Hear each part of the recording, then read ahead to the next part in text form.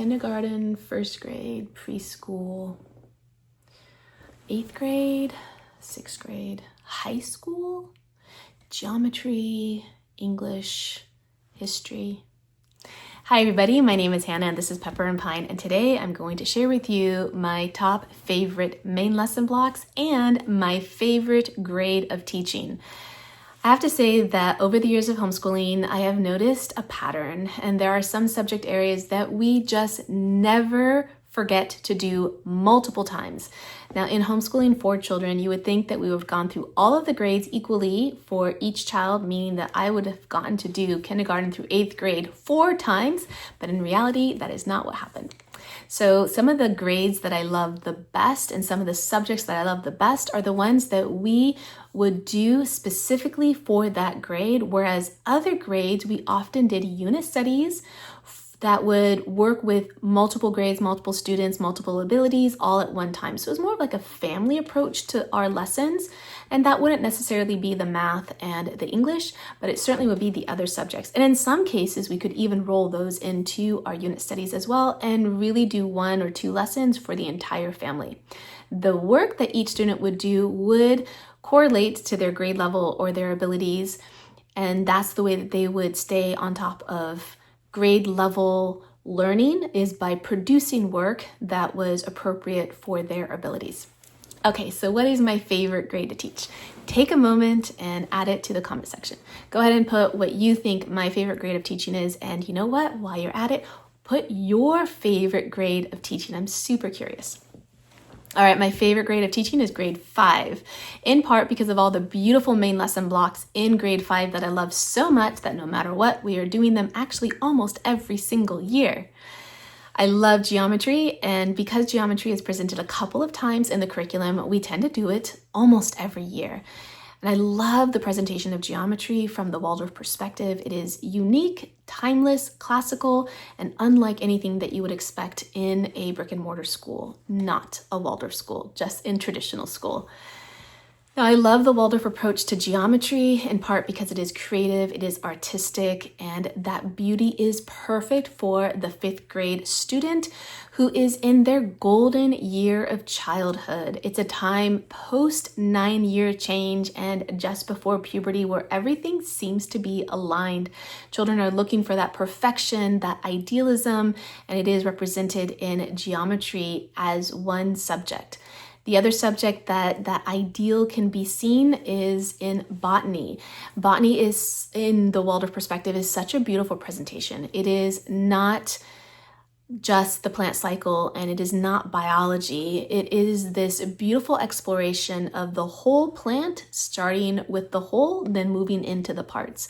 So the first lesson is looking at the entire plant, complete root system, leaves, everything, fruit.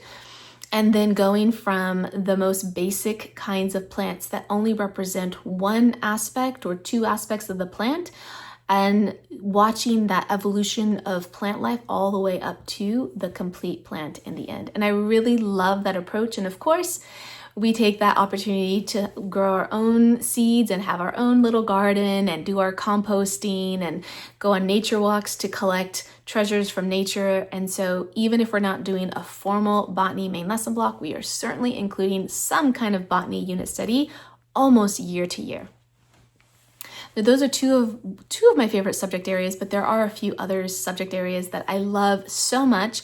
In part, it's because of the way the Waldorf pedagogy presents those lessons.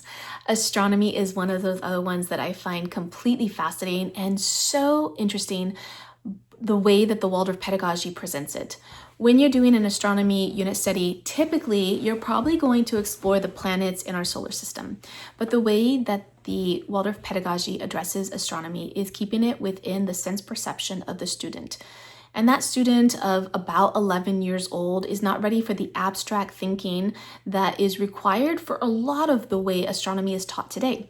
So instead, we look up and gaze at the night sky and we explore the constellations. And in those constellations, we learn the stories oftentimes rooted in Greek and Roman mythology. And the Greek mythology and even the ancient history main lesson blocks for grade 5 really complement that golden age of childhood, especially the ancient Greek main lesson block. Following the exploration of the constellations, we move into Kepler's 3 laws of motion, as well as exploring the astronomers of the past who made amazing discoveries. We have Copernicus, Galileo, we have Tycho Brahe, and Kepler, and a few more. I think I'm missing a few. So 5th grade is one of my favorite years to homeschool, but it is not my only favorite time. I do really love grade 1 and that first introduction to formal education. And no matter however many children I have or what main lesson blocks we're doing, I always do a special introductory main lesson block for my newly turned 7-year-old, and sometimes they're even a little bit older. So my first grader always gets a very special introduction to school through their first main lesson block in the introduction of the letters of the alphabet.